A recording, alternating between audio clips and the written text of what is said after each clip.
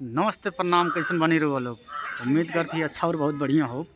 हम कमलेश चौधरी, आपके मित्र, आपके दोस्त, आज बेलवा चौराहे पहुंच गए बानी हम। ये हमारे चाचा बाड़े जौन कपड़ा की दुकान खोल हैं, बहुत सस्ता बहुत सारा रेट पे दे लें।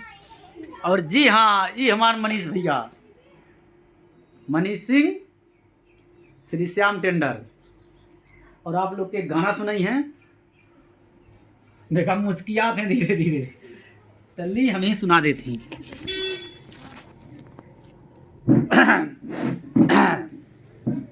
ली भैया आप सुनाए जाती। तोड़ के दिलवा पागल कैलू, सीधा से बदमाश बनैलू। मुँहे नहीं लौकाता यार, फिर से भैया एक बार रिपीट।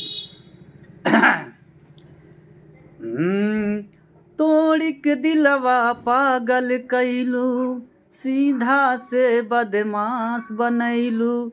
अब कहाँ मर हाल पूछेलू, अब किया आतंकवादी बनैबू। ये जान ढिच क्यों। आइए और आप लोग को दिखाता हूँ क्या क्या यहाँ बिकता है, मिलता है। हंसत खेलत जिंदगी में तू अगिया हमरा लगा दिहलू। पलाइयो मिला है, देखा पलाई।